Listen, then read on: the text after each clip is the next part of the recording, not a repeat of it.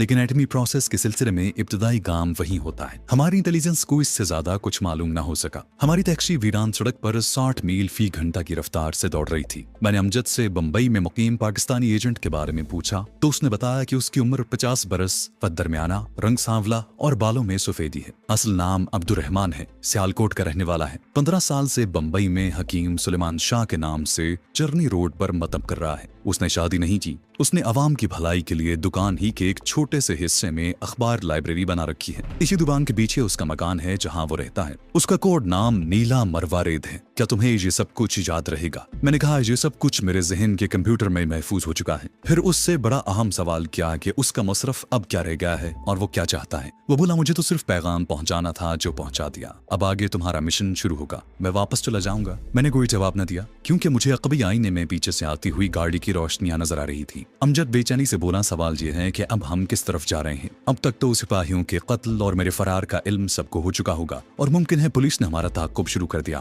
मैंने आहिस्ता से कहा मेरा ख्याल है कि ताक़ुब शुरू हो चुका है। अमजद ने चौंक कर पीछे देखा। क्या? पिछली गाड़ी की रोशनियां काफी करीब आ गई थी। अगर ये पुलिस की गाड़ी है तो हमारे पास तो कोई असला भी नहीं है। गाड़ी को उधर वीराने की तरफ मोड़ लो। मैंने आहिस्ता से कहा। अमजद तुम खामोश रहो और मैं जो कुछ करूं मुझे करने दो। मैंने टैक्सी सड़क से उतार कर एक दरख्त के नीचे खड़ी कर दी और अमजद से कहा फौरन बोनट उठाकर ऐसा जाहिर करना शुरू कर दो जैसे इंजन में कोई नक्स पैदा हो गया है। पिछली गाड़ी करीब आती जा रही थी। अमजद ने ऐसा ही किया। मैं टैक्सी से निकला और झुककर चलता हुआ गाड़ी से 10 कदम पीछे सड़क के किनारे रेत के एक ढेर के पीछे झुक गया। मुझे यकीन था कि ये पुलिस की गाड़ी है, लेकिन मेरा अंदाजा गलत निकला। वो एक फौजी जीप थी जिसमें 2 फौजी सवार थे। जीप मेरे करीब से गुजरकर टैक्सी के करीब रुक गई। जीप में बैठे ही बैठे एक फौजी ने बुलंद आवाज में पूछा क्या बात है? जवान अगर पेट्रोल खत्म हो गया है तो हमसे ले लो। मेरे जहन से आधा बोझ उतर गया। इन फौजियों को हमारे बारे में कुछ इल्म न था, वरना वो यूं इत्मीनान से हरगिज न बैठे रहते। अब मेरे जहन में एक नई स्कीम आई। दूसरी जानिब से अमजद ने हिंदी में जवाब दिया महाराज इसका फ्यूल पंप काम नहीं कर रहा। उजाड़ जंगल है, सवारी उतार कर घर जाऊंगा। बस जीप फंस कर रह गया हूँ। ठहरो मैं देखता हूँ। ये कहकर एक फौजी अफसर जीप से उतर कर टैक्सी की तरफ बढ़ा।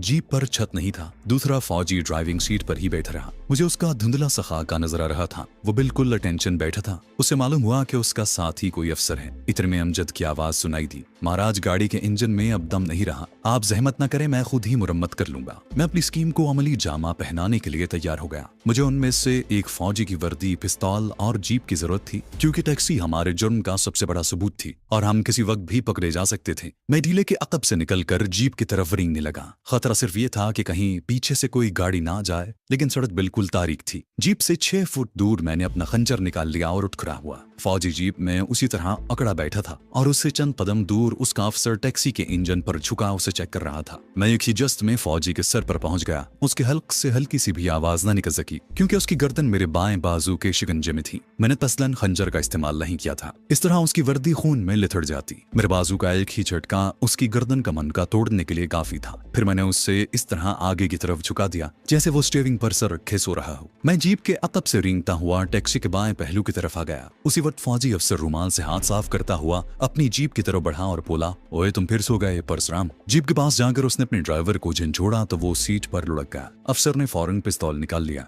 वो हमारी तरफ घूमा ही था कि मेरे हाथ से खंजर जन की आवाज के साथ निकला और उस अफसर की गर्दन में पेवस्त हो गया। उसने गोली चला दी। रात की धुंधली रोशनी में मैंने देखा उसका एक हाथ गर्दन पर था और वो खंजर निकालने की कोशिश में चक्कर खा रहा था। उसने चकराते और लड़खड़ाते हुए एक और फायर कर दिया। हम दोनों टैक्सी के पीछे छुपे ये खूनी मंजर देख रहे थे। उसने अपनी गर्दन से खंजर निकाला और लड़खड़ाता हुआ टैक्सी की तरफ बढ़ गया। मैंने अमजद से कहा दरख्त के पीछे हो जाओ। वो भागकर दरख्तों के अकब में चला गया। फौजी अफसर ने एक फायर और किया, लेकिन अब पिस्तौल पर उसकी गिरफ्त ढीली पड़ गई थी। वो टैक्सी के करीब आकर गिर पड़ा। मैं अपनी जगह दुबका रहा क्योंकि पिस्तौल अभी तक उसके हाथ में था और वो मरा भी नहीं था। थोड़ी देर बाद मैं अमजद को अपने पीछे आने का इशारा करके जीप की तरफ बढ़ा। फौजी ड्राइवर की लाश को एक तरफ धकेल कर मैंने स्टीयरिंग संभाल लिया। फिर जीप स्टार्ट करके टैक्सी की तरफ ले गया और जीप फौजी अफसर के ऊपर से गुजार दी। किसी किस्म की कोई चीख सुनाई न दी और ना ही गोली चली। थोड़ी दूर जाकर मैंने जीप रोक दी और मैं और अमजद जीप से उतरकर सड़क के किनारे जमीन पर लेट गए। हमारी आंखें अंधेरे में सड़क पर पड़े मुर्दा आमेज पर जमी हुई थी। शदीद जख्मी हालत में पड़े हुए इंडियन फौजी का जिस्म बेहिस हरकत था। सड़क पर जूं की चाल से रेंगता मैं उसके करीब पहुंचा ही था कि मुझे दूर सड़क पर उदयपुर से आती किसी गाड़ी की रोशनी दिखाई दी। ये एक और खतरे का निशान था। मैंने झपटा मारकर पिस्तौल पर कब्जा किया। फौजी खत्म हो चुका था। मेरा खंजर कुछ फासले पर सड़क पर गिरा हुआ था। मैंने उसे उठाकर लाश की वर्दी से पूछा और अमजद को आवाज दी, कोई गाड़ी आ रही है, अभी रोशनी नजर आ रही है और उसके आने से पहले पहले इसे ठिकाने लगाना है। हमने पहला काम ये किया कि सड़क पर से खून में लथपथ भारतीय फौजी अफसर की लाश घसीटकर दरख्तों के पीछे रेत पर डाल दी। उसके बाद जीप को स्टार्ट करके दरख्तों के पीछे ले गए, फिर कच्चे रास्ते पर से रेत उठाकर उस जगह डाली जहां सड़क पर इंडियन फौजी का जमा हुआ खून था। उदयपुर से आने वाली गाड़ी की रोशनी आहिस्ता आहिस्ता करीब आती जा रही थी। ये कोई वैगन, ट्रक या पुलिस गाड़ी भी हो सकती थी। हमने टैक्सी को भी दरख्तों के पीछे खड़ा कर दिया। मैंने पिस्तौल का चैम्बर खोलकर अंधेरे में गौर से देखा, उसमें अभी 4 गोलियां मौजूद थीं। हम भागकर फौजी जीप के पास आ गए। दूसरे फौजी की लाश घसीटकर नीचे झाड़ियों में डाली तो देखा कि उसकी बेल्ट के साथ भी पिस्तौल लगा था। मैंने वो पिस्तौल निकालकर अमजद को थमा दिया। दरख्तों के पीछे मोर्चा लगाकर बैठ जाओ, अगर ये पुलिस की गाड़ी हुई तो 2-4 को मार कर मरेंगे। एक दरख्त के पीछे अमजद और दूसरे दरख्त के पीछे मैं मोर्चा लगाकर बैठ गया। गाड़ी की रोशनियां साफ नजर आने लगी थी। ये रोशनियां हमारे लिए मौत का पैगाम्बर भी हो सकती थी। अगर इसमें पुलिस हुई तो हम ज्यादा देर उनका मुकाबला नहीं कर सकते थे और छुपने की भी कोई जगह नहीं थी। इन दरख्तों के पीछे रात की खंबीर तारीकी में दूर तक फैला हुआ मैदान था, जहां हम असलहा खत्म होने के बाद मुसल्लह पुलिस की राइफलों से कहां तक अपनी जान बचा सकते थे। बहरहाल मैंने अपनी मौत को कबूल कर लिया था और यही सोच रखा था कि एक भी गोली बेकार नहीं जाने दूंगा। 3 गोलियों से 3 राजस्थानी पुलिस वालों को जरूर ठंडा कर दूंगा। सड़क पर रोशनी छा गई और एक ट्रांसपोर्ट ट्रक बड़ी तेजी से आगे निकल गया। हमने इत्मीनान का सांस लिया, लेकिन पुलिस की गाड़ी अब किसी भी वक्त हमारे ताक़ुब में निकल सकती थी। मैंने अमजद से कहा, हमारे पास अब सिर्फ एक ही फौजी की लाश ऐसी है जिसकी वर्दी खून से महफूज है, अगर तुम पहनना चाहो तो इसे पहन सकते हो। अमजद कहने लगा, ये फौजी वर्दी मेरे लिए मुसीबत का बायस बन सकती है, क्योंकि मुझे जहां से पंजाब जाकर इंडिया का बॉर्डर क्रॉस करना है। तुम्हारा मिशन अभी नामुकम्मल है। कम से कम इस तरह पहली नजर में तुम पुलिस वालों की निगाह में नहीं आओगे। मैं भी यही चाहता था। मैंने झाड़ियों में पड़ी फौजी ड्राइवर की लाश को सीधा करके उसकी वर्दी उतार कर पहन ली। सितारों की फीकी रोशनी में मैंने देखा कि उस फौजी का रैंक सूबेदार मेजर का था और ये 7वीं राजस्थान बटालियन का फौजी था। उसका नाम बंसीराम था। उसकी पे बुक और दूसरे कागजात मैंने वहीं फाड़ कर फेंक दिए, क्योंकि उन पर उसकी तस्वीर थी। उसकी बेल्ट पिस्तौल के साथ अपनी कमर में लगा ली। उसके बाद दूसरे फौजी अफसर की लाश की तलाशी ली। उसकी जेब में कुछ रकम और पे बुक थी। हमने उन्हें वैसे ही रहने दिया। जीप में आकर डैशबोर्ड खोल कर देखा, उसमें इधर उधर की बेकार चीजें पड़ी थी। एक पिस्तौल अमजद ने अपने पास रखिया। हम जीप में सवार हो गए। मैं स्टीयरिंग पर बैठा था और जीप स्टार्ट करते ही उसे तूफानी रफ्तार से दौड़ा रहा था। राजस्थान का सहराई इलाका पीछे रह गया और सौराष्ट्र का जंगली इलाका शुरू हो गया। सड़क ज्यादा कुशादा नहीं थी, मगर दूर तक खाली पड़ी थी। हम आपस में कोई बातचीत नहीं कर रहे थे। ये तय हो चुका था कि मेरा साथी जासूस अहमदाबाद से पंजाब की तरफ निकल जाएगा और मैं अपने एक नए मगर खतरनाक मिशन पर रवाना हो जाऊंगा। ये खतरनाक और अहम तरीन कौमी मिशन पाकिस्तान के बुजुर्ग और अनमोल साइंसदान डॉक्टर आफरीदी और उसकी नौजवान बेटी नौरीन को दुश्मन की कैद से रिहा करवाकर बंबई शहर में अपने एजेंट हकीम सुलेमान शाह के घर पहुंचाना था। सूरज तुलू हो गया। अहमदाबाद करीब ही था। इधर उधर से अब कुछ गाड़ियों की आमद का सिलसिला शुरू हो गया। हमें सामने से आता एक मिलिट्री ट्रक और एक फौजी जीप भी मिली। मैंने उनके ड्राइवरों को हल्का सा सलाम भी किया। रास्ते में किसी जगह हमें न रोका गया, ना ही चेकिंग की गई। जब दिन काफी निकल आया तो गुजरात काठियावाड़ के जंगल खत्म होकर खेत शुरू हो गए। शहर के मरकजी इलाके की तरफ जाने की बजाय जीप में एक पुल से गुजारता हुआ अहमदाबाद रेलवे स्टेशन की दूसरी तरफ ले आया। मैंने जीप एक जगह सड़क के किनारे दरख्तों के पीछे खड़ी कर दी। सड़क की दूसरी तरफ चाय की छोटी सी दुकान थी। कुछ लोग बाहर बैठे नाश्ता वगैरह कर रहे थे। जीप को लॉक करके हम उस दुकान में आकर बैठ गए। मेरे पास मछली का पैकेट मौजूद था। हमने डबल रोटी के साथ ये मछली खाई और चाय मंगवा ली। चाय वाला मेरे फौजी होने की वजह से बहुत खिदमत कर रहा था। लड़का बार बार आकर हमसे पूछता, साहब और क्या लाऊं? मेरे पास 600-700 रुपए की एक करीब भारतीय करेंसी थी। मैंने 400 रुपए अमजद को दे दिए, बाकी अपने पास रखिए। अमजद को पंजाब से इंडिया का बॉर्डर क्रॉस करना था और पंजाब तक ये तवील सफर था। मैंने उसे ताकीफ की कि सबसे पहले शहर की किसी मार्केट में जाकर अपने लिए कुर्ता पाजामा और गुजराती तर्ज का कोट और चप्पल खरीद कर पहने। अमजद अगरचे बाज मामलों में मेरे नजदीक अनाड़ी जासूस था, लेकिन इसके बावजूद उसकी होशियारी और महारत से मैं इनकार नहीं करूंगा। मैंने कहा, यहाँ से हमारे रास्ते अलग होते हैं। तुम्हें अहमदाबाद के रेलवे स्टेशन से पंजाब की तरफ सफर शुरू करना है। सफर 3rd क्लास में करना, बाकी तुम खुद समझदार हो और तमाम जरूरी उमूर से वाकिफ भी। मैं यहाँ से अपने मिशन पर रवाना हो जाऊंगा। चीफ से कहना कि मैं डॉक्टर आफरीदी और उसकी बेटी को हर हालत में बरामद करके बंबई पहुंचा दूंगा, खास इसके लिए मुझे अपनी जान की कुर्बानी ही क्यों न देनी पड़े।